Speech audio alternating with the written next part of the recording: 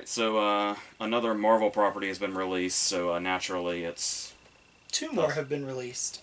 Yeah, and I do want to get, like, I've obviously talked all I did about No Way Home, but I definitely want to get your No Way Home thoughts. I figure after we talk about Hawkeye. So should we just go into Hawkeye in general? If you saw or didn't see the like WandaVision, Falcon Winter Soldier, Loki videos, we're just going to kind of talk about the whole series. You should put links to those in the description. And yeah, probably. I'll have Owen do it. That's his job. Okay, that'll work. And then yeah, we just go through the whole thing, like spoilers and all. So just that'll say that in the title, but we'll also mention it here as well, just so you know that there are going to be spoilers like everywhere. So, but since everybody under the sun seems to have Disney Plus and watch these shows, I don't know how many people are going to watch this that are behind on it. Probably next to none. So, just in general, because the thing was you started watching this before I did. I had to basically binge it at the last minute instead of going week to week because I kept forgetting. And you called me a couple of times to tell me how psyched you were about it. Like, I think it was after the first episode I heard from you, and then after the third or fourth episode I heard from you. And you were really like, well, it was after the fifth episode because you told me about Kingpin. And so it was like, and then I couldn't help but tell. It was like, to return that to you, I was like, somebody's in No Way Home. It's like, so I'm surprised but not surprised to hear about Kingpin being in this. See, the spoilers are immediate. That's why we do that right away. So since you were so psyched and you had told me that you think that this is the best show that they've done so far, even more so than WandaVision. It's close, but yeah, I would give the edge to Hawkeye. Which is funny because this was one of the ones I was looking forward to the least. Yeah, it's one of those things where they kind of keep going in those directions of it's like, well, do we really need that? But then, of course, they'll make this really well-rounded character out of anything. Like, would you say Hawkeye is the one that's been the most criticized as far as what is he doing with the Avengers? Him and Black Widow. Where, like, it's like, oh, she has guns and he has arrows. What do they do? And now it's like they've got such this emotional core. Because I also noticed how this is like... I think we kind of talked about this in our last Endgame video. I love that there's more than one. The fact that because Tony's death is such a big deal at the end of Endgame, it almost seems like it's barely mentioned that, oh, by the way, Natasha's dead too, and that's also a big deal. I've seen a lot of people say that, like, Tony got the funeral send-off, Widow got her movie and the Hawkeye show for her send-off. Yeah, because it's like, it kind of rubbed me the wrong way where it's like, we really should make Natasha's death a bigger deal, but now, in retrospect, now that we know they had a full-on plan to for everybody to grieve Natasha, it was like, there was a lot going on in Endgame. I think too, also, you can look at it from the outlook of somebody that lives in universe. Tony's would be the bigger deal because it happened here. It's easy to talk about what happened. Like, how did this get fixed? Tony snapped. Black Widow died on a remote planet that no one even knew existed. Yeah, I was gonna say, to most people, she's just gone. Like, vanished. Yeah, and you almost have to be more intimate with the Avengers to see how it affected them. And with Black Widow and Hawkeye, we are all up in their business and knowing them deeper. It's almost like seeing something on the outside being experienced by a regular person versus if you have a connection or you're a friend of somebody that happened to, you would experience it on a more personal level. And there's the whole tragedy of, like, there's that thing of, like, having remains of someone that you love. And it's like, are their bodies just up there? Like her and Gamora? Are they just up there? Gamora's was gone. Yeah. So it's like, what happens to them? Do they just disintegrate or what? Something that you do not want to think about, like from Clint's perspective of Natasha being a loved one, something that you almost don't even want to think about. It's like that's kind of how I felt about Han Solo, just falling into the abyss, and there's just no way to ever retrieve him. He's just gone completely, and that's the way they are. And I really find it interesting how a lot of people think that it's a bit of a cop-out that we've introduced multiple timelines and stuff like that. So, like, in other timelines, these people are still alive in some other dimension. But it's like, you would think that would take away from the impact of watching the characters grieve other characters. And how they go, like, we start with that with Clint, but then when you bring her sister into it, you can really tell they're really driving that home. Plus, I think it also serves as, like, you have characters that you love, and you don't want to cheapen their death by bringing them back from the dead. So you do things like Captain Marvel, where those of us that loved Coulson, we get that last little gasp of... I mean, if you watch Agents of S.H.I.E.L.D., you get Coulson throughout. But, like, now that's an example of the cop-out to keep him going. Yeah. Whereas if they would have left him dead, Hawkeye would have been a fun little thing, like, oh, there's Coulson, I've missed him. But it doesn't cheapen the story, because you can just say, well, this happened before he died. So this was a story that happened before that he just happens to be a part of. Yeah, because I'm assuming most people who are just fans in general will take what they can get.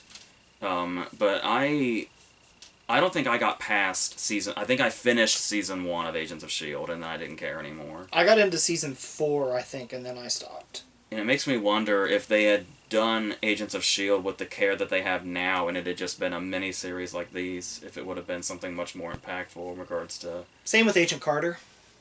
Yeah. Even, like, it was a big moment that James Darcy actually showed up in Endgame. Because I remember correctly, he comes from Agent Carter. I never watched Agent Carter, but I heard that's where he came from. Yeah.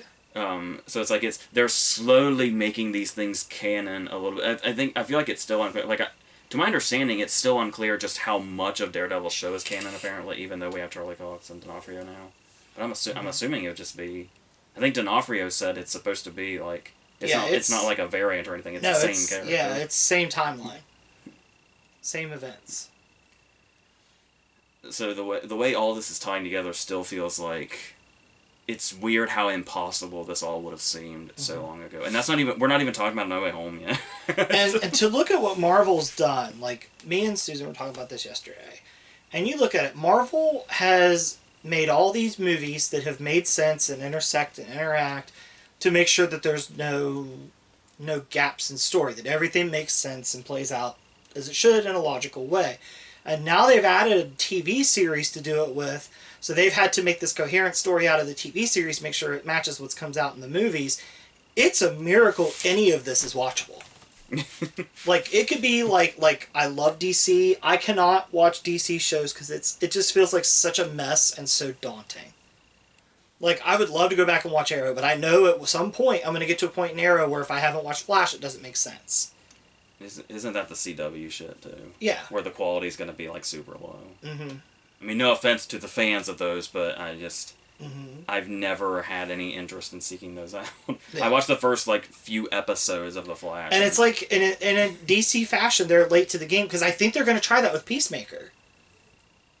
Because Peacemaker is supposed to be a limited series as well, I believe. Yeah. So I think Peacemaker is going the route of the Marvel shows. It's just DC got to the game so late. Like, I understand they're trying to compete in Marvel and everything, but I think at the end of the day, you just got to cut your losses and maybe try something different from what they're doing.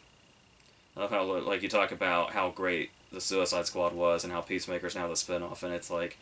It's pretty much starting with Guardians of the Galaxy. Everybody's like, James Gunn, can you do it for us, please? Yeah.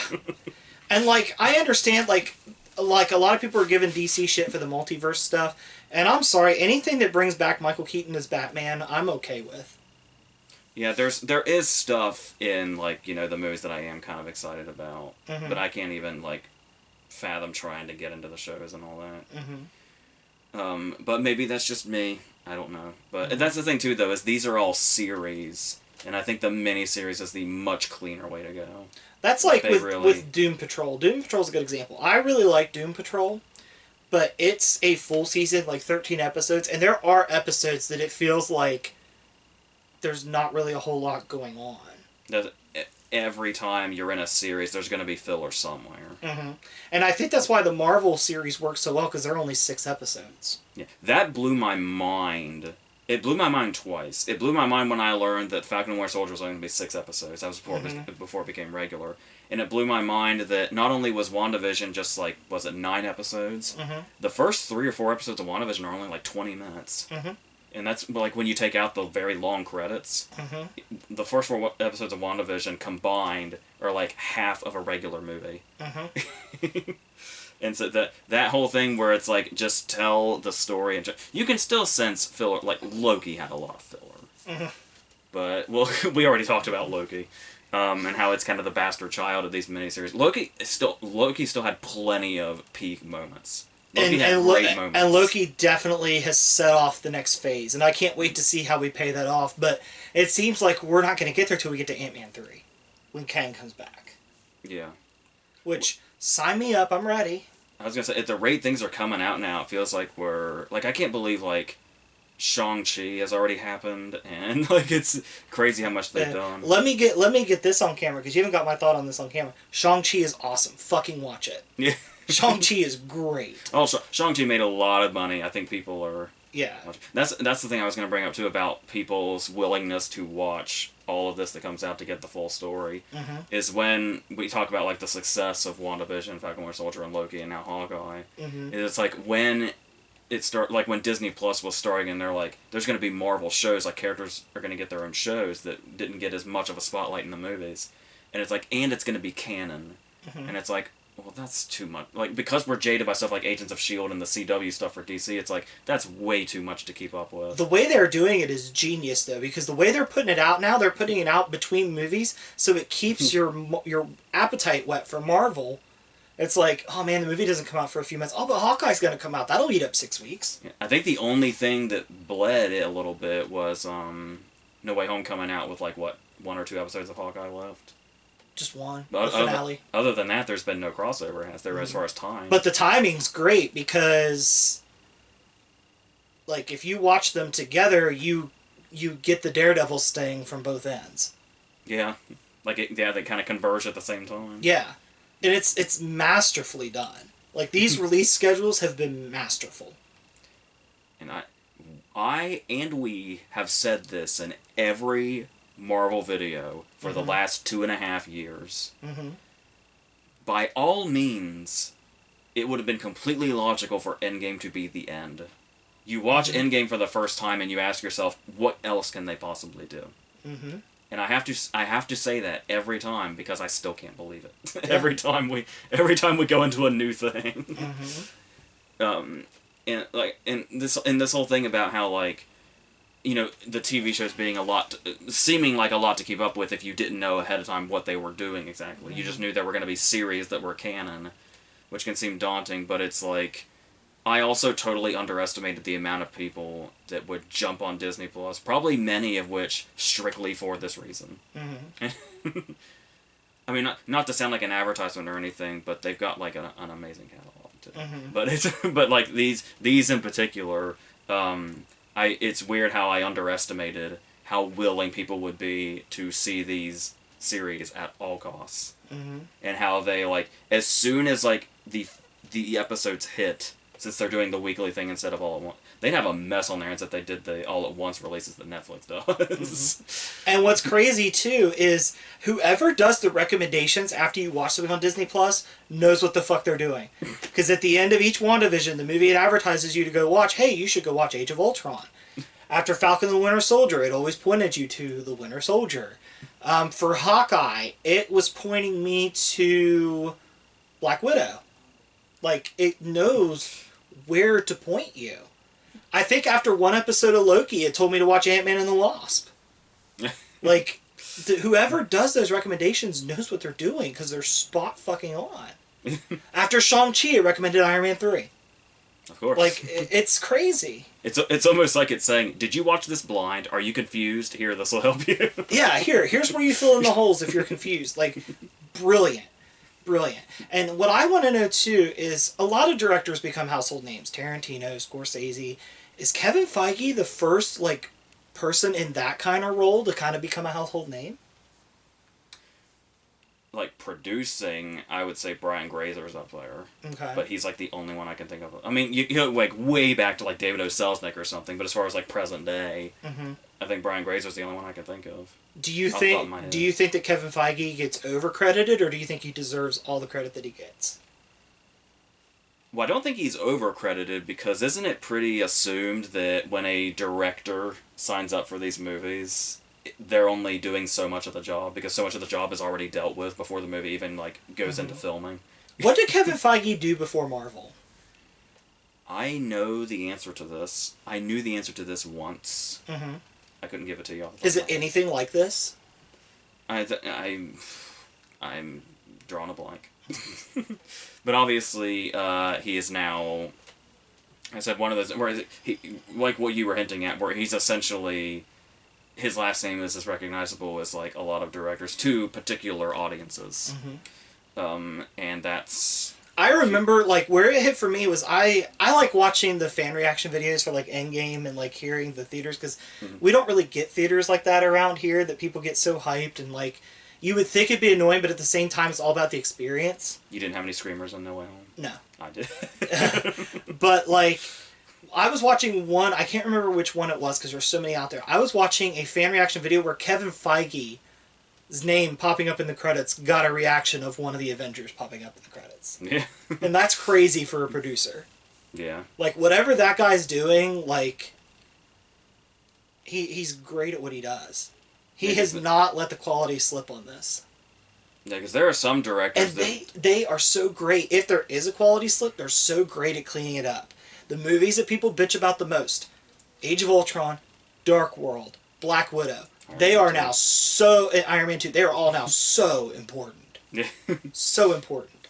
Like, how crazy is it? Like, George Lucas doesn't go back and make Attack of the Clones more valuable. Spielberg didn't go back and make Temple of Doom more valuable. But Marvel went back and they were like, people don't like these movies as much. Let's make them matter. Like, Dark World, for me, like, I've been going back and rewatching them. Like, after I watched Spider-Man, I was like, it's time for another trip through Marvel. So I've been going in release order. And I got to Thor the Dark World. And it is the hardest one for me to sit through, but I still couldn't help but think, there is so much important shit going on here. Yeah. In Loki's development and Rene Russo's involvement and how it's going to eventually push Thor later. Mm-hmm. Not to mention the fucking Reality Stones introduction.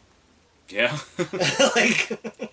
Yeah, it's like, oh, they're elves. We don't give a shit about them. What are they even doing? We don't care. Which, if we didn't have Thor: The Dark World to explain that to us, we'd have no idea how Thanos pulled off that thing in the Collector's Place in Infinity War. So I mean, it's crazy how it's gone back. Like everybody was so mad about how the Mandarin was handled in Iron Man 3, and look what they did with it with Shang-Chi. Yeah. Like Feige was like, "I'll fix it." Like, I feel like anytime... Like, I feel like Eternals has been getting a lot of flack, but I feel like people at the same time are like, well, Feige will just fix it later. Plus, it's the introduction of Blade. Blade's in Eternals? Oh, you didn't know that? No. It's a... Shit. I did not know that. Marshall Ali has a voice cameo in the post-credit scene. No fucking shit. Yeah. Oh, man. And then I haven't watched Eternals yet. That's the only one I haven't watched.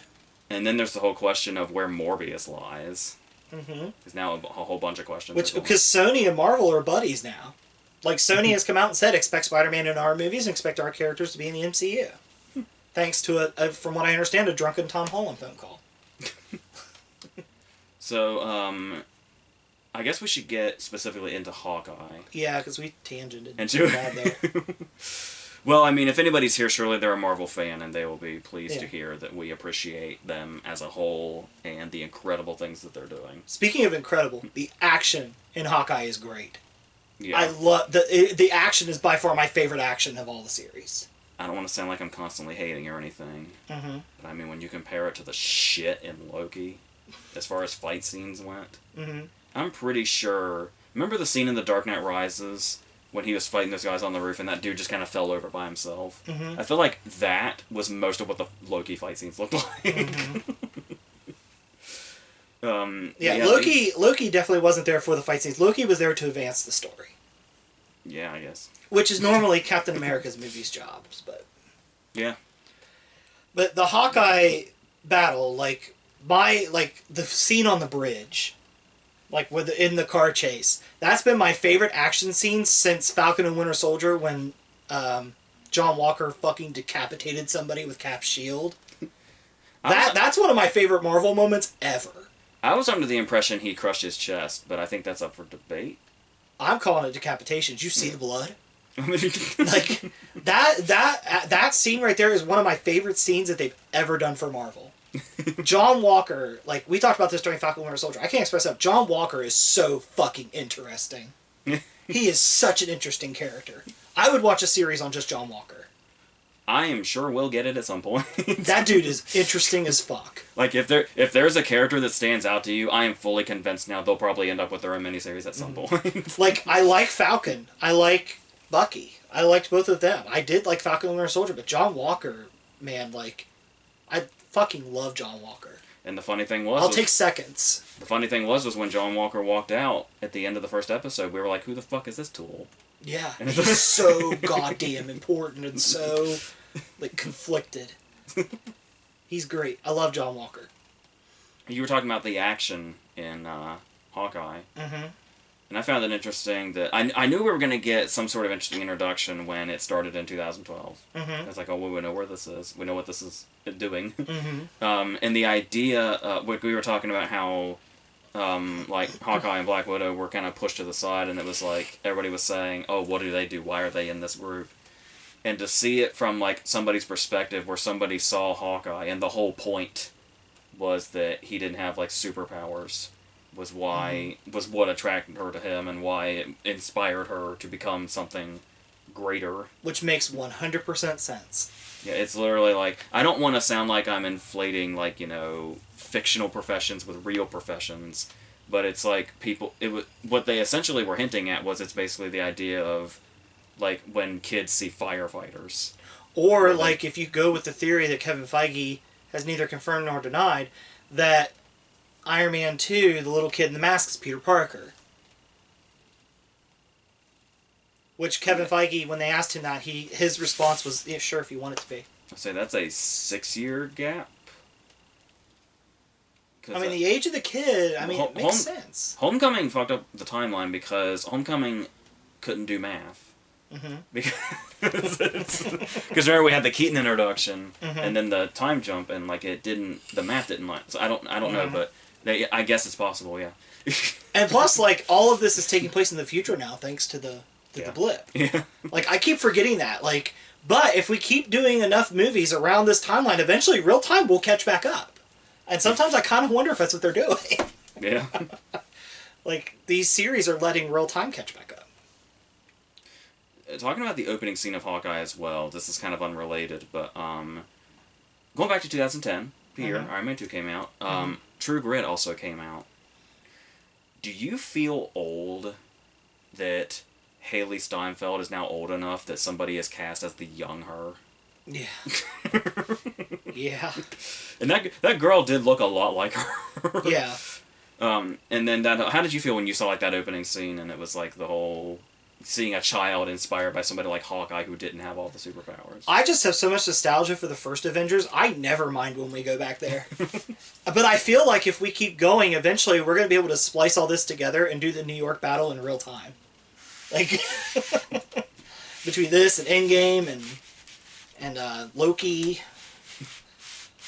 But no, I think I love the first scene, like seeing Clint be so heroic, and then it's funny, like, we cut to him later, he's so fucking busted up.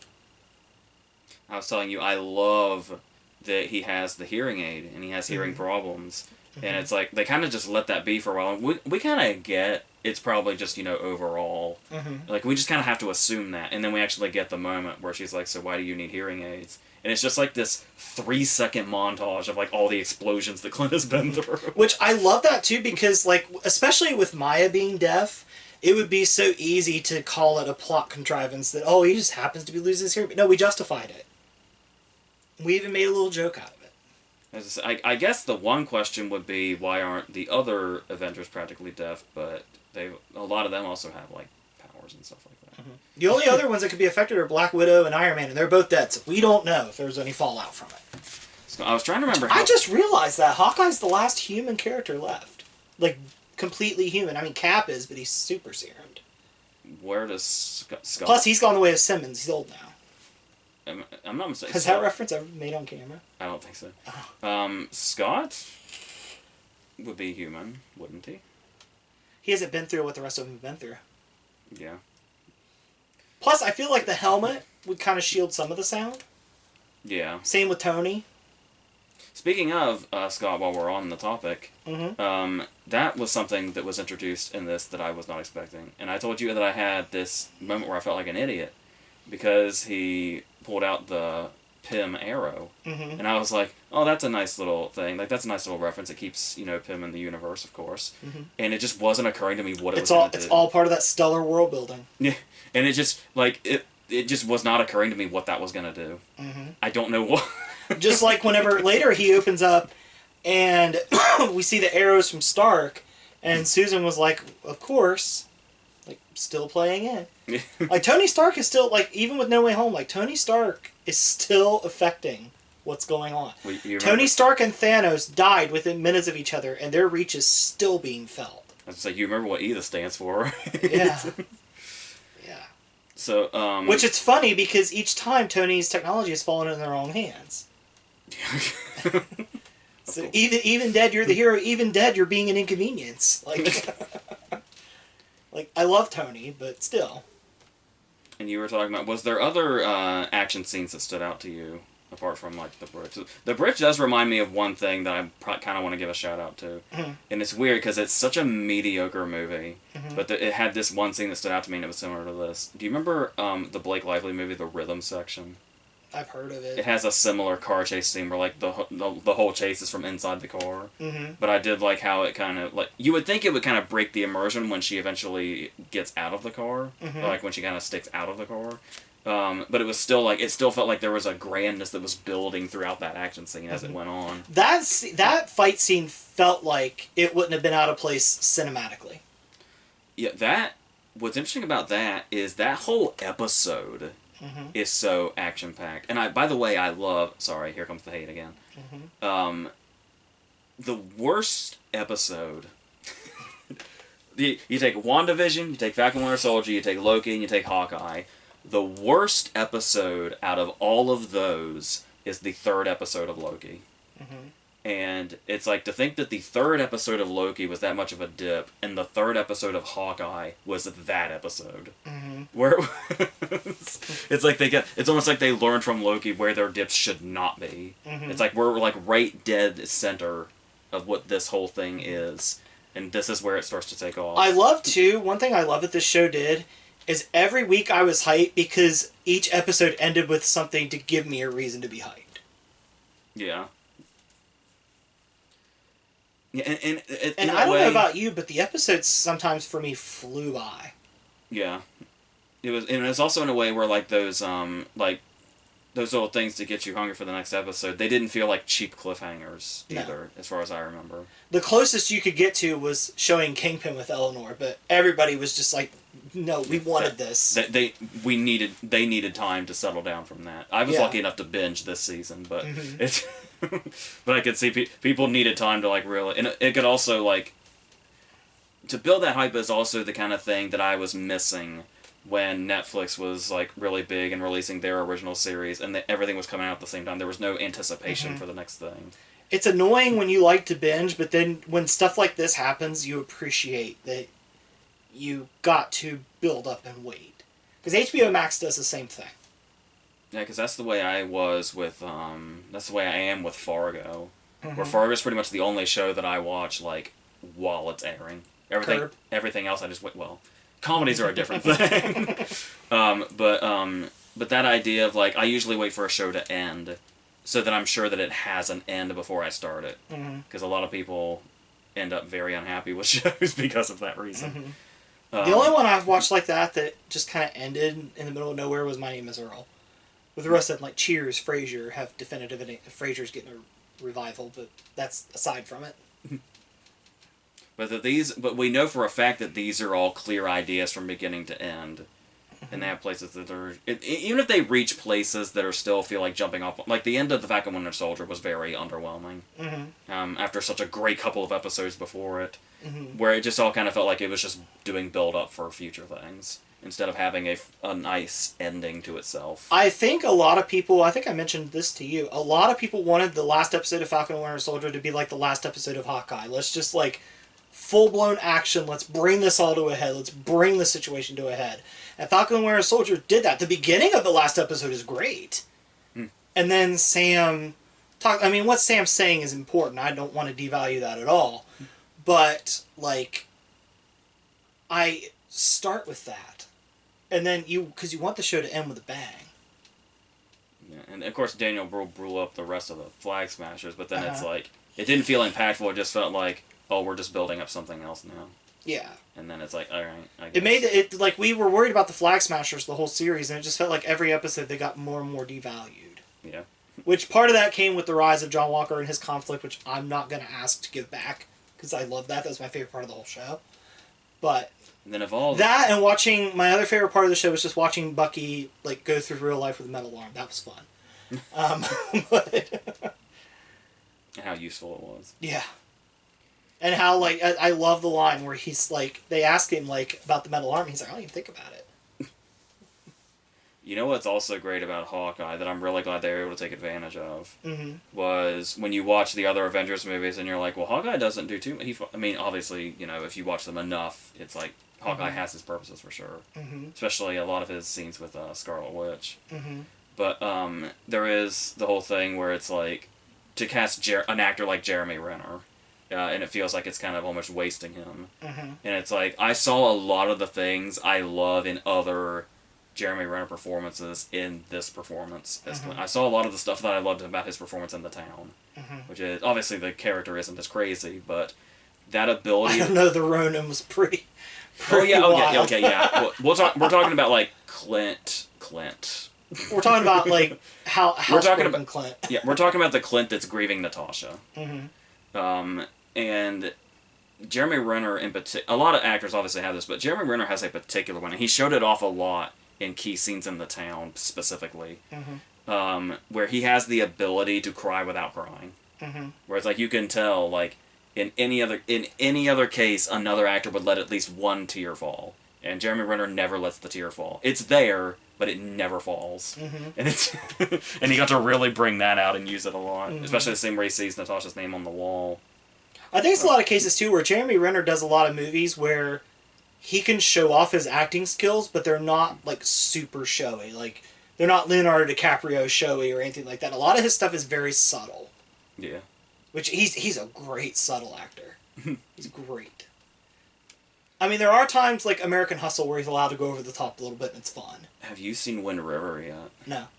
You would probably love Wind River. I'm kind of also... Have you seen anything for... I think it's called Mayor of Kingstown that he's in?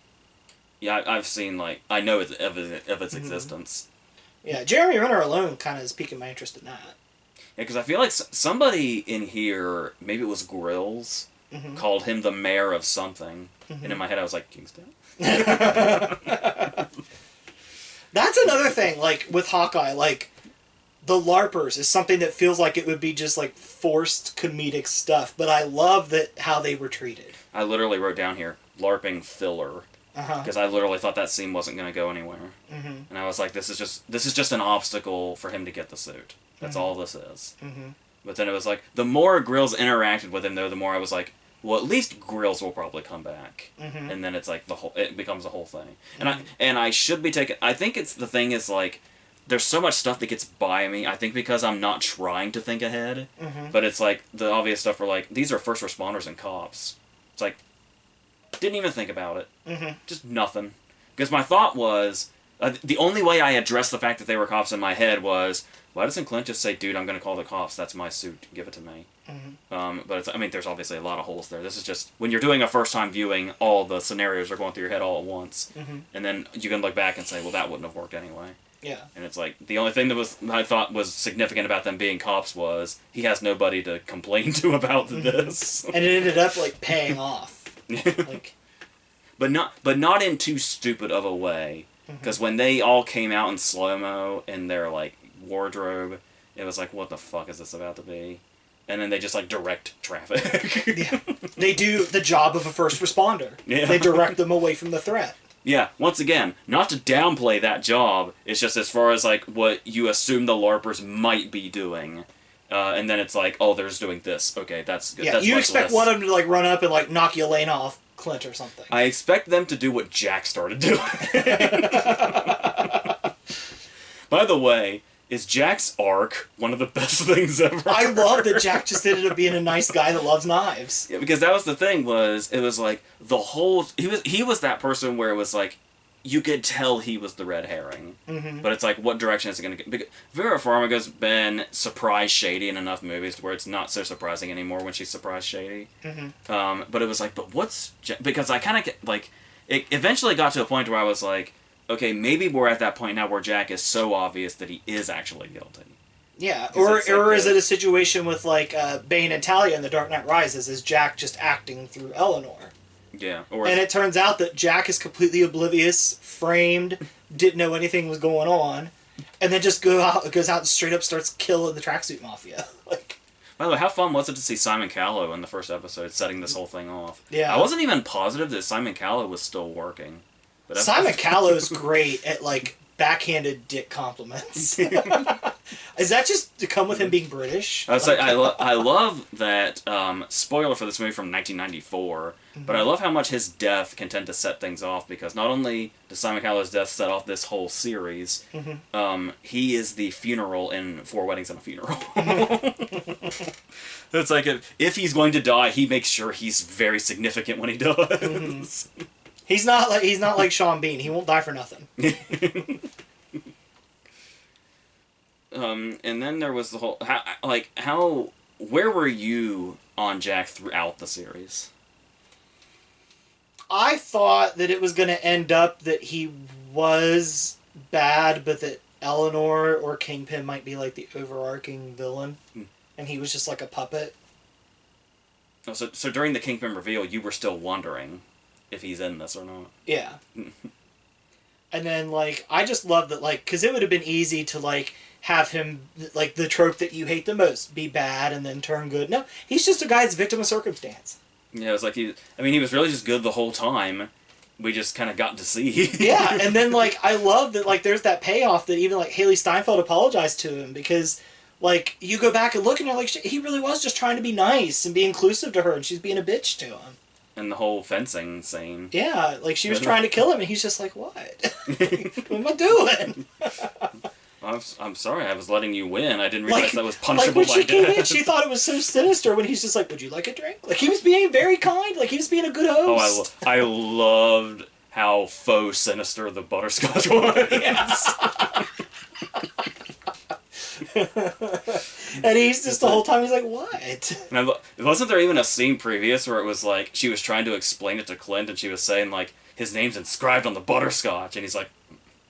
I think Clint was like, did he say, like, call the cops or something like that? But, like, I just love that. Also, like, we didn't even get a scene of doubt where he was, like, being mean in retaliation. He continued to be nice. Yeah, it's almost like... He treated it like, this child's going to be difficult because I'm not her dad. I'm just going to push through. And if you're buying it, it's one of those cases where you're put in her perspective, where it's like, the nicer he is, the more you're like, oh, I hate that guy. Yeah.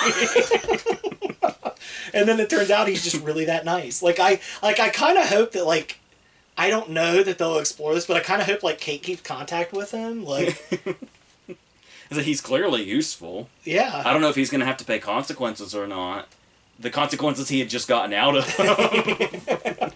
Yeah.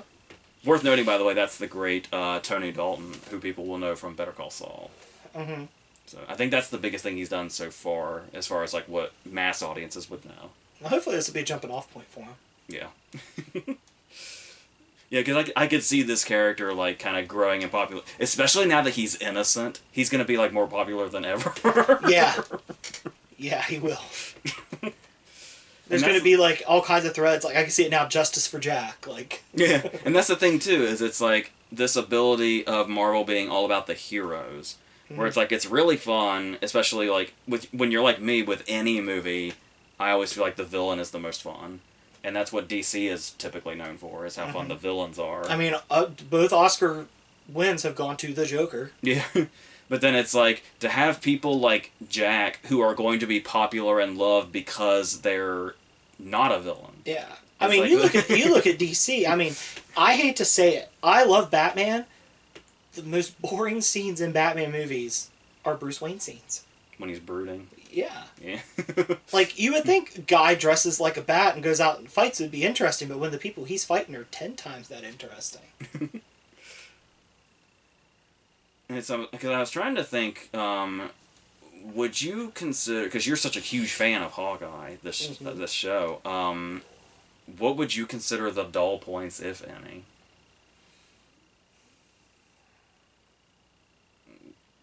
Because I can't really think of any offhand because the pacing is so well done.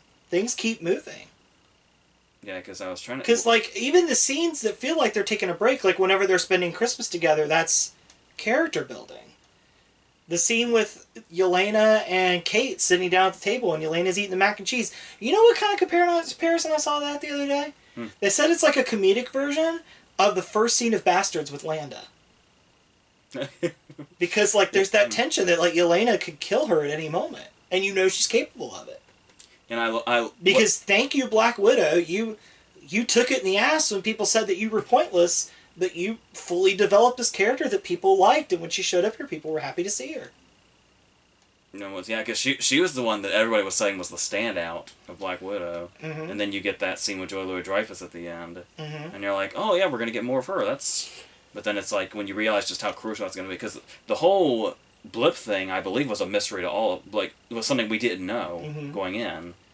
And the way it's set up, like, Clint's going through all this stuff, like helping out Kate figure out this whole situation, trying to get the Ronin suit back, and then you remember back to Black Widow, you're like, Elena's out there somewhere ready for blood. And then there she is. Yeah, because so we're to assume the scene where she came back, and like before it went into the that was the cutoff into the Marvel logo, wasn't it? When she said, you know, I have to let my sister know I'm okay. So it would be between that and the next time we see her is the post-credit scene of Black Widow. I was trying to figure that timeline out as I went.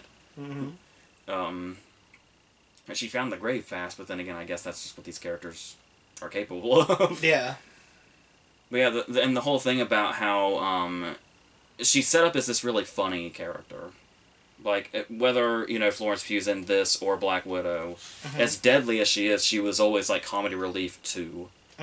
But then there are moments where, even with the comedy, you know, put in the middle of it a lot of the time, by the time we get to the climax of Hawkeye, like, the show itself, we know eventually she's going to come around and believe Clint. But it takes a while. Like, there's, like, one brief moment there towards the end where you're like, is she ever gonna believe him, or is she just gonna kill him? Yeah, or is she gonna finally believe him after she's already struck the killing blow? I told you the whole series I was 50-50 on whether or not Clint was even gonna make it out alive, because they showed him so busted and beaten and older, like. And that we're in that phase now where we're phasing out the original heroes. But it is that thing where it's where we were talking about this having a definitive ending instead of just saying, hey, here's what we're building up. If anything, the credits scene being the musical is like, we're just gonna let this end, and then we'll keep going. I love that musical, by the way. But the idea of this having a definitive finish was the fact that him, you know, going back to Linda Cardellini and having Christmas was like a finish line that we knew we had the whole time. It's like I told you before you started watching, I was like, look at it as Marvel was tasked with making a Christmas movie with a typical Christmas plot. And if you break it down in its basic form, Hawkeye is a story about Clint needs to get home in time for Christmas with his family and keeps hitting obstacles. How many Christmas movies do you know that's happened? Yeah. Yeah, because I was trying to figure out, like, imagining them coming up with the timeline like years and years ago, and the whole idea of like if it was a question of, okay, which one of these is going to land around Christmas, or if it was always, this is what Hawkeye's going to be, so it has to land around Christmas. Or I'm wondering which of those it was. Like, it doesn't really matter. It's just a question that was going through my head. And there's still also the big question mark out there. If you've seen No Way Home, the last scene of No Way Home is Peter swinging around Christmas, which is when Hawkeye takes place. Yeah. And people have seen that, if you notice, one of the places that Spidey swings by is Eleanor Bishop's house. And he's heading right for Rockefeller Center when the credits roll. So my theory is that Spider-Man is going to somehow save Kingpin from being killed by Maya, and Kingpin's going to be the villain of the next Spider-Man movie. Yeah, that's theoretic. Yeah, because I guess we can talk about that. Because the interesting thing about this is, I don't know if I've alluded to it yet or not, because I mentioned knowing who Charlie Cox was when I saw him. clearly. And then the whole idea of D'Onofrio being the Kingpin and stuff like that. I actually still have yet to watch the Daredevil series. Because there was always that question of, well, it's not like it's going to be canon or anything. Especially since it's a show, like you mentioned, that just kind of ends. Yeah, and has multiple seasons. So, with that in mind, obviously, this was my first interaction with D'Onofrio as Kingpin. It was something I'd always heard about. I've heard about something involving a car door. Yeah, do you know the full story? Do you know what he does? To my understanding, does somebody lose a head? Yes. Interesting. So my question also was, like, that superhuman strength that he has, is that a constant through the show as well? Or is that like a... Because that was the thing, was the way they built up, like, where you can tell the ending is not what it looked like, obviously. That's why they panned up for the gunshot. Yeah, because the thing was, it's like, not only did you take a week to get everybody hyped up for the fact that this was happening, and you know you're putting Charlie Cox in No Way Home, at the same time, obviously lining up much more conveniently than if they were to just kill him off after one episode. Yeah. And number one, I think Marvel is way too all about pleasing its fans that it wouldn't do that. No. It would need a full-on, long-awaited story purpose to kill off a character that major. But even before that, the idea that, because I wasn't really aware of this, superhuman thing. Like, the only thing I can go off is Liev Schreiber and Into the Spider-Verse and Michael Clark Duncan. So when he gets shot with the arrow, I was like, no fuck. Like, there were so many times where I had the thought of, no fucking way they just killed him off that quickly. That's not happening. When he, like, wipes the arrow off of himself, and I was like, okay, that's what I'm here for. Like, it's like, I've not interacted with this character before, but this is a great introduction. Not to mention, this is all happening in a Hawaiian shirt. You'll love this story. That is from the comics, and Vincent D'Onofrio suggested it because he saw it in the comics. I've heard that, like, D'Onofrio's been, like, trying to come back as Kingpin ever since the show ended. Like, and everybody that watched Daredevil was like, yes, do that. He's great. We want him. And he said, he was doing an interview for something else, and he was asked, like, if you could come back as the Kingpin, who would you want to fight? And his response was, well, obviously it'd have to be Spider-Man, right? And it's like, he was hiding in plain sight. Yeah. And it's like I remember leading up to the episode 5 of Hawkeye, because people, I think it was episode 2 or 3, they talk about Maya's uncle, and you see, like, Kingpin's long coat and a cane. Well, you saw a long coat and a cane, everybody's like, that's Kingpin's coat. That's his cane. I remember that. Like, so the speculation was built from, like, episode 2. And anytime, until he was revealed, anytime they asked him, all he did in response, like they'd ask him on Twitter, so are you in Hawkeye? He would literally just post a link to the Kentucky tornado relief. Every time. He'd never answer it, he'd just post a link to Kentucky relief. Which tells you what kind of guy Vincent D'Onofrio is. Obviously, he seems to be a stand-up guy. Yeah, I've heard he's, like, very interactive on Twitter, too. So, including with his trolls. Like, apparently he likes to feed his trolls. So, like, I saw one screenshot where it was, like, somebody tweeted him, and they said, like, was everything in Full Metal Jacket real? Everything looks so real. And his response was, yep, I really shot myself in the head. But it's great that he got to come back, and it is a setup that he's in it because, before he stumbles into Maya, like, he had the electrocution, which was really cool when Haley Steinfeld brought back that flip, and it electrocuted him, and Susan looked at me and she was like, that's it? I was like, that's fucking it? No way. What did the non-lethal arrows remind you of? Are you talking about Dr. Heller? Yes, I am. Were you not thinking that during the climax? A little bit. Yes, Mystery Men reference, if you don't know that. But if you don't know that, please get to know that. But no, I thought the climax of Hawkeye was great. I thought we had great build-up to get to it. The Tracksuit Mafia was a lot of fun. We even had some personality with them. Oh, dude. You know how bad my vertigo is. The Ghost Protocol scene. Well, by the way, Jeremy Renner's present for again. that has to be some sort of reference or something. Mm. But that's the thing too, is you watch and it's like, well, that's not near as big as the Ghost Protocol building, and Ghost Protocol already did this. Mm-hmm. But it's like, that scene freaked me. I could barely look at it. Are you talking about when Haley Steinfeld's trying to figure out how to get down the building? Yeah. Mm-hmm. And she just basically just resorts to falling. Mm-hmm. It's like even watching Florence Pugh run down, and it's like every shot looking back up I could not do. Mm-hmm. And that's it's Marvel. I can't imagine many of those shots were practical. Like that has to be CGI or Probably. green screen. And for me, if it's gonna be CGI and green screen, for me to have that effect of I can't even look at it when it's looking up the building, that's impressive. That's very well done. Mm-hmm. What are we under the? There's a couple of things where it felt like they were just kind of like, and normally I don't get caught up in this, but it was just once again so much is happening all at once. There were a couple of things that just kind of stood out, like as far as like having that real feeling of oh god and falling. The idea of Haley Steinfeld like landing on her like feet and knees. After that. Oh, like, when that happened, I told Susan, I was like, my ankles would be fucking broke. I was going to say, was the rope slowing her down that much? I would think not. She also weighs about half what I weigh, if that. And then how Vera Farmiga, like, really magically maneuvered that car to hit Kingpin with it. She, like, somehow did a completely silent 360 with that car to hit him like that. It's like, that's not the kind of stuff... I'm not typically the person that's nitpicking like that. Mm-hmm. But it's just like because I felt like so in it, and a lot of the danger did feel kind of strangely real, despite how superhuman a lot of it was. Mm-hmm. I think the height thing made me really vulnerable, and that's why. So like everything else was like super realistic, while not being at all, which is great.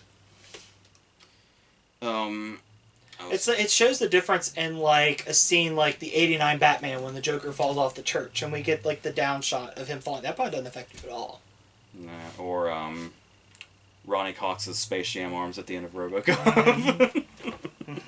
It's like no, that stuff's fake enough to be whatever. But man, that looked really. I mean, maybe there was more practical stuff there than it looked like, but I can't imagine they went full Tom Cruise. Yeah. So. I mean, Willem Dafoe was wanting to do his own stunts, so who knows? Yeah. So is there anything else you want to add to Hawkeye? We didn't really talk much about what's her name, Maya. Mm-hmm. Where she, I had to Google her to know that she is also getting her own series. Yeah. I had seen the title of that series and saw it on like a timeline of releases that were coming out. I had no idea what it was. Mm-hmm. I'm interested to see what they do with her.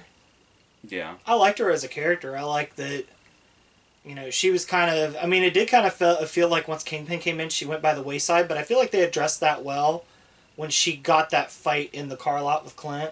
Yeah. And Clint kind of set her on a new path, like, yeah, I'm who you're looking for, but you need to look further. The way that backstory was, like, it's always the same backstory. It's always the same thing with Bucky, where it's like, it's always you killed my parents, but it's the way they reveal it that really sells It's it. always an Inigo Montoya situation. Yeah. And then the way where it's like, once it kicks in, why this person's so angry and what they're vengeful for, it's like, oh, okay. Mm-hmm. That got her dad was, Hansi Dent from Fargo season 2, who was basically a killing machine. So it's interesting to see him be so like tender.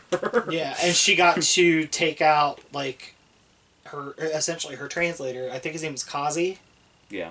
Yeah, she got to take him down. That's what I was going to talk about when we were talking about dull moments. Was I was thinking like the Kazi scenes were just kind of like, I know it's for Maya's development, but it was reminding me a lot of the Falcon and Winter Soldier scenes between what the hell was her name? The little leader flag smasher. Carly. And the dude that ultimately got fucked up by John Walker. Yeah. And it's like, it reminded me kind of those scenes, and it was like, I was basically waiting for Kazi to die, is all I was really waiting on with him. But that worked, though, too, in that case, because it built up Carly's motivations, and it gave Sam something to talk about, which brought back Sam's experience for dealing with PTSD vets from Winter Soldier. Yeah. Like, even the shit that we feel like doesn't matter, Marvel has made it matter. Yeah, and another thing, because of the Falcon Winter Soldier thing, another reason those scenes worked was the the whole exchange was John Walker saying, "You kill one of mine, now I'm gonna kill one of yours." Mm-hmm. And then he fucking does. That shot with, like, the blood on the shield, like, that was just perfection. That's the thing is when we keep saying, like, once a series ends, like, rank the series now. Mm-hmm. But it's like, I only remember the low points of Loki, and I only remember the high points of the Falcon and Winter Soldier, so I feel like until rewatches happen, I can't really judge them well. Mm-hmm. But I feel like it speaks volumes that I remember the highs only from Falcon and Winter Soldier, and I remember the lows only from Loki. What's interesting to me, too, is a series like WandaVision actually had the slowest burn. Yeah. WandaVision's slow burn was so slow that they released the first 2 episodes together. Yeah. So you didn't feel like nothing was going to happen.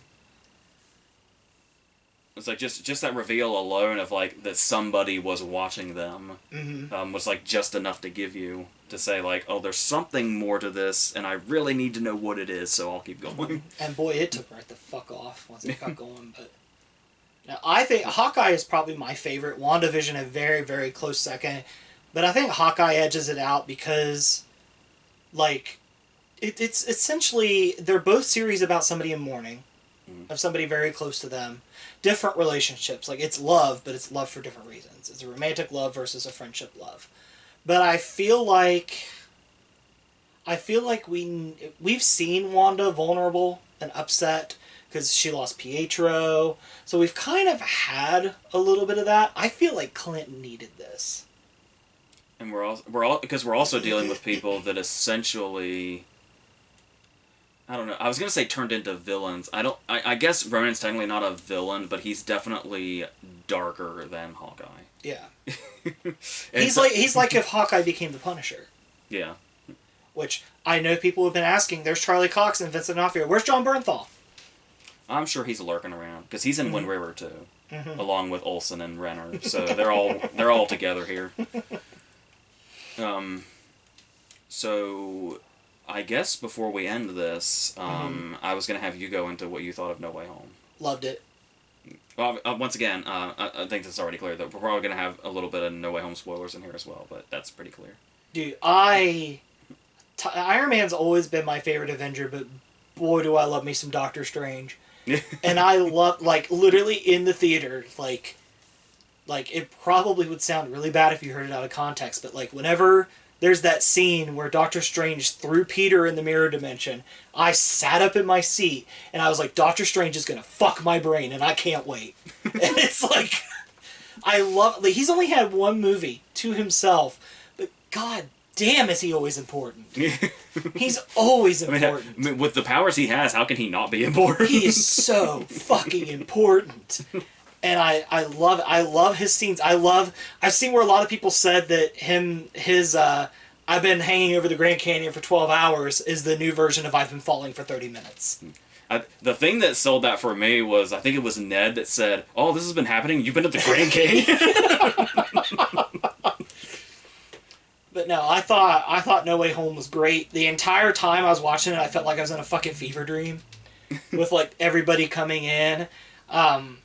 Standouts for me, Willem Dafoe was great. Willem Dafoe's always great. That's not a surprise. Andrew Garfield being the emotional heart was just... God damn did they do right by Andrew Garfield. Yeah. My God did they do right by him. That scene where he catches MJ and you see that redemption... Masterful. Masterful work by Andrew Garfield. Like, that dude did not get enough credit for his Spidey. That's what I've been saying since 2014.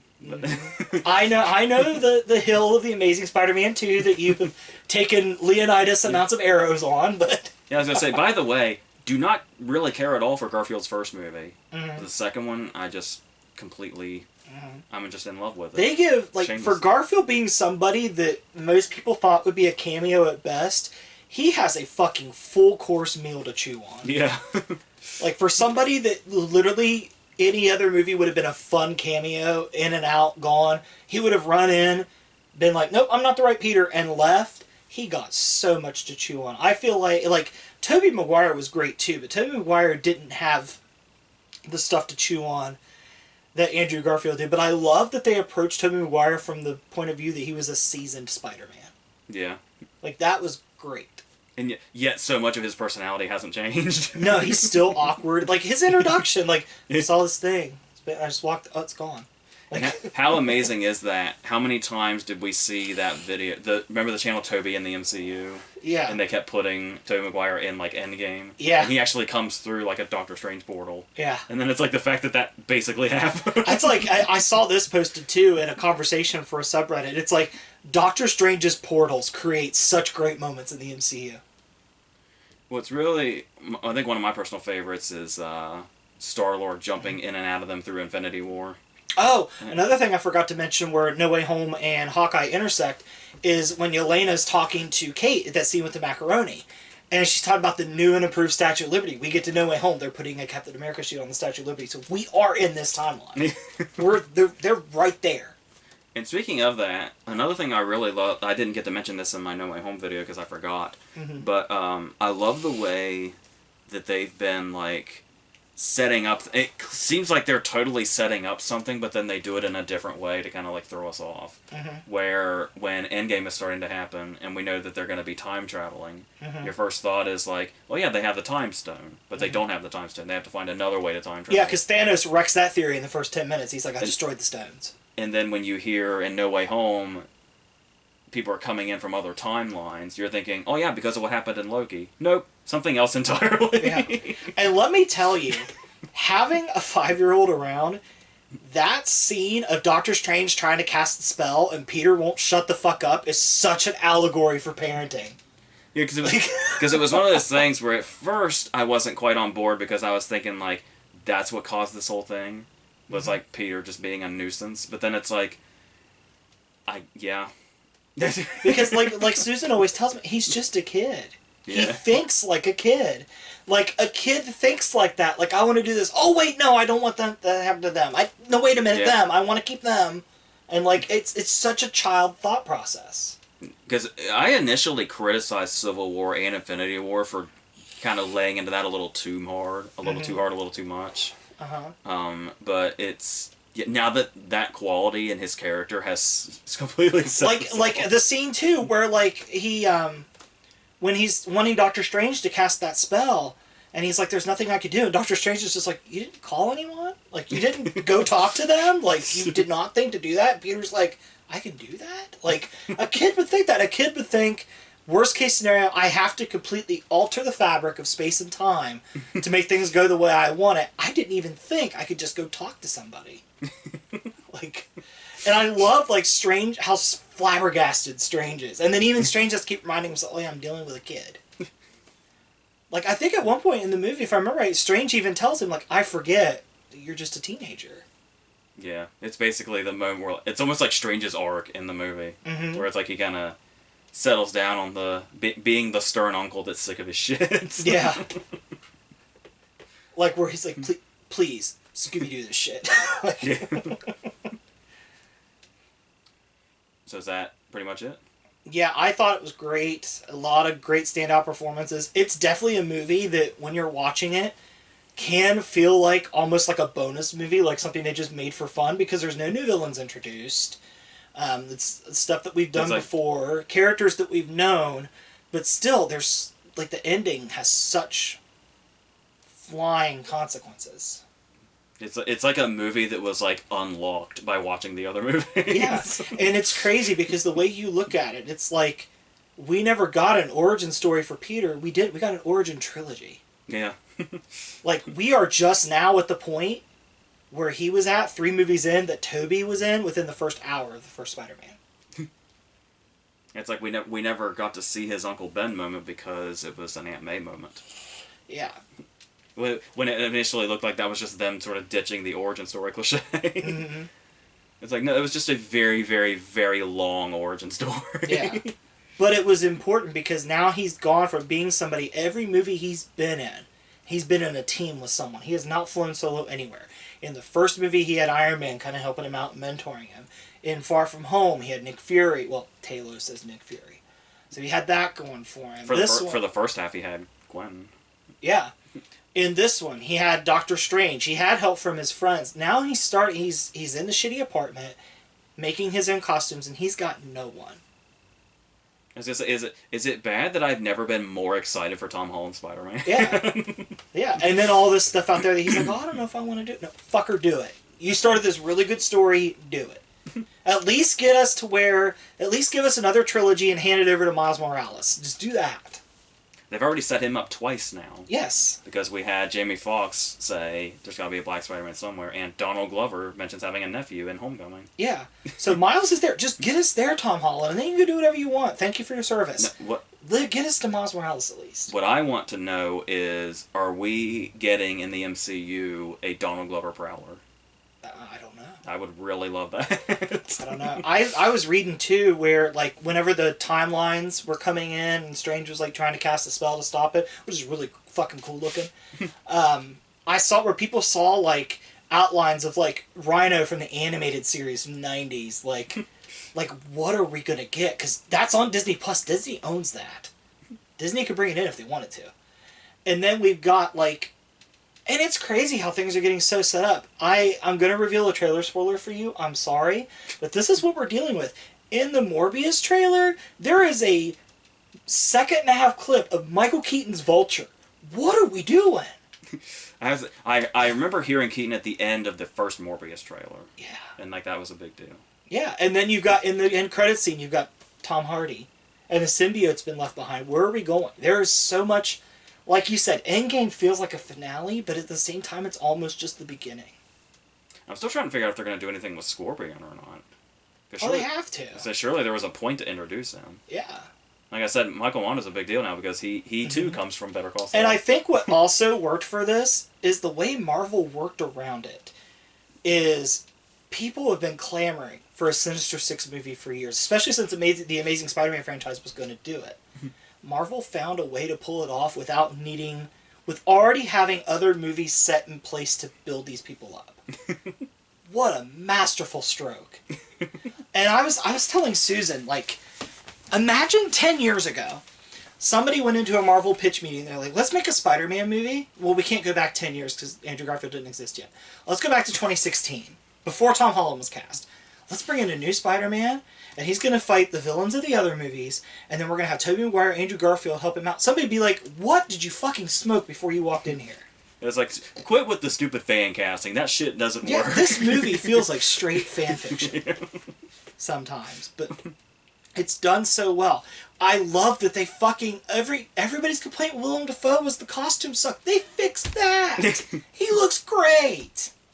And it's like when you... The only thing that's different is his face isn't green, but even everybody's like, you know what? Fuck it. Willem Dafoe can look like a goblin. I was going to say, I saw a lot of comments that were praising the fact that Willem Dafoe does not need a mask to look like that. Yeah, which is what the first Spider-Man really should have focused on. But, like... Because I was worried at first when he went Kylo Ren on his helmet. Mm-hmm. But then it was like, oh wait, he's Willem Dafoe. He can make scary faces, and it's not ridiculous. In fact, it's terrifying. Yeah, and you come in, and people come out and say, Willem Dafoe stole the show. Literally, the acting that he can do with his face when he does that was literally a big portion of, like, Raimi's first movie, because that's how we saw Norman and the Goblin separated. Mm-hmm. And I know you hate internet and meme culture. I know you do. But god damn it, do I love that we reuse the line, I'm something of a scientist myself. Like I said, I felt like using the line in No Way Home was unnecessary, but I do love that that is a meme. Yeah, and I love that it's Willem that got to say it. And, like, you can... Like, the way Willem says it, it looks like he's trying not to laugh while saying it. Because it's like, everything gets quiet because he's like, you know... And everybody's like, he's not going to say it. And he's like... I'm something of a scientist myself. My theater did not react much. They reacted to that. Of course. It was very somber after Aunt May died. Like, the theater just felt somber. But, no, I thought No Way Home was great. I think Tom Holland's a great Spider-Man. I hope he sticks around. Especially to fight D'Onofrio's Kingpin. Please. Please, please. You know, and the great thing is the fact of, like, even though he's been through the shit and he's, like, reached his origin now, that he still will probably have a bit of a childlike quality to him. That's somebody that's not ready for the kingdom. No. And I think I'm guessing that he's going to get some help from Daredevil. But I think also with the fantastical adventures that he's been on so far, I think a Tom Holland Spider-Man movie that is more down to earth, fighting somebody like the Kingpin, is exactly what he needs in this point. Because he's been to space, he's fought Thanos, he fought Mysterio, the most grounded he's been is since he fought the Vulture, but even then there was like alien technology involved. Like, it'll be cool to get like a gritty, like, feet to the streets story where he has to sniff out a crime boss. Yeah. Like, I think that his Spider-Man could really benefit from going in that direction. Yeah. I hadn't really thought about it that way, but that's, yeah. Mm-hmm. And especially with him now getting back to basics with the shitty apartment, I think it's exactly the direction the story needs to go. And I think if Hawkeye is set up like I think it is, I think that's a great start. Because he could go in, web out the gun, takes one hit from the Kingpin, boom, we've established some animosity. Because he can go over and check on him, and Kingpin can be like, "You're Spider-Man," and then just throw him 3 blocks.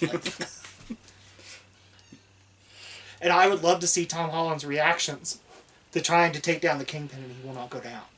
Yeah. I would love to see those reactions, because Tom Holland's reactions are great as Spider-Man when he sees something fantastical.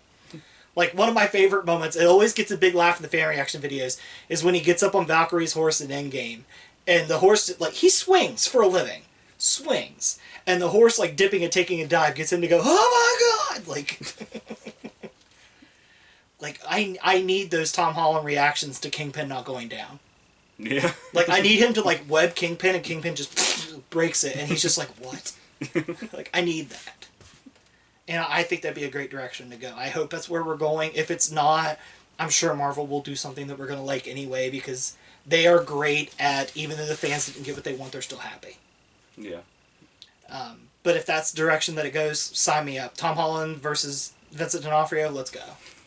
And for the end credits scene, for the trailer, I'm assuming it's the same trailer that was officially put out this week for Doctor Strange's Multiverse of Madness. I'll repeat what I said in the theater after that trailer ended. Let's fucking go. And with Raimi's direction. Mm-hmm. And this is one of those cases where we're talking about how Feige's essentially the director of all of them. Mm-hmm. But I'll be very interested, because obviously there's a huge respect for Raimi's past work. Yeah. So it'll see how much of those horror elements, because people have been talking about there being horror elements in Doctor Strange forever, and we still haven't really seen it yet, even with Scott Derrickson having done the last one. Mm-hmm. But I feel like we're finally going to get it because there are scenes in Raimi's first 2 movies that are terrifying. Mm-hmm. So I see a lot of people reference like the scene with Doc Ock in the surgery room. it's full Raimi. Yeah. It's straight Evil Dead shit. Yeah. So I'm excited for Doctor Strange 2. And I think that's a testament to this whole thing. Look how many Marvel properties there are, and I'm still saying, let's fucking go. Yeah. Let's do this shit. I'm ready. Yeah. So is that the end? And you're going to love this. You probably already know this. Mordo is all over the trailer. So you're finally going to get your resolution after 6 years. Yeah, I've been asking, where's Chiwetel? He's in the Doctor Strange 2 trailer. All over it. And then I was always asking, where's Abomination? Shang-Chi finally answered that. Yep. Do we still not know what we're doing with Tim Blake Nelson from Incredible Hulk? No, but I'm sure we'll address it somewhere. Yeah, and like I said, and if I can just get more Donald Glover, then I'll be happy. I have a feeling he's not done. I mean, as long as the Russos are still involved, he'll still be around. Oh yeah, that's right. Mm-hmm. Yeah. Nice little Community connection there, because Community is sprinkled all throughout. You need to watch Community. Yeah, I know. Yeah, watch it. All right. Then if you don't have anything else to add, I think that might be the end of this. So, is the next series She-Hulk?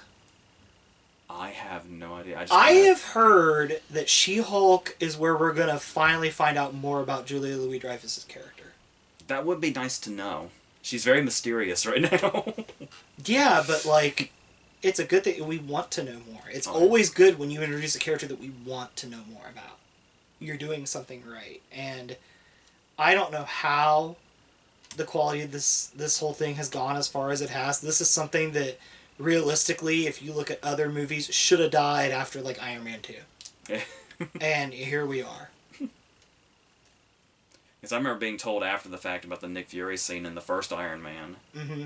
And it was like, oh, I forgot about movies where you have to stay till the end. Yeah. And now it's the thing. Now everybody's doing it. Do you remember when that scene first happened, everybody was like, yeah, that'd be a nice idea.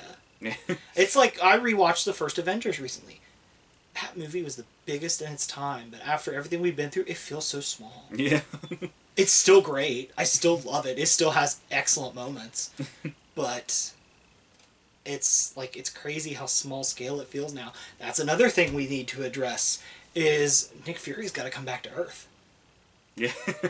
Because even in the beginning of No Way Home, when Tom Holland was like, ask Nick Fury, he hasn't been on Earth for a year. What? He never got an explanation for that. No, he didn't.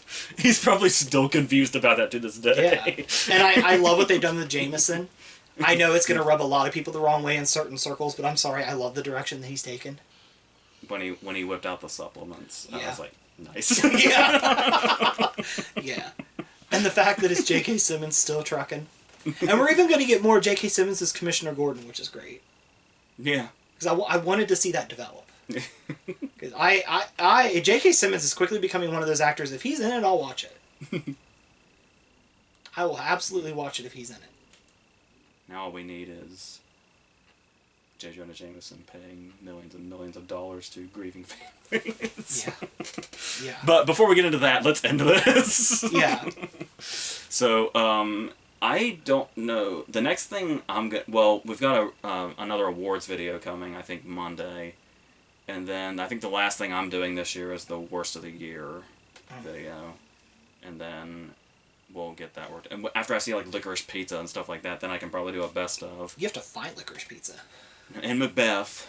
Can't do that list without seeing Macbeth, because not to get ahead of myself, but it's probably gonna be on there. So yeah, and then I keep hearing good things about West Side Story.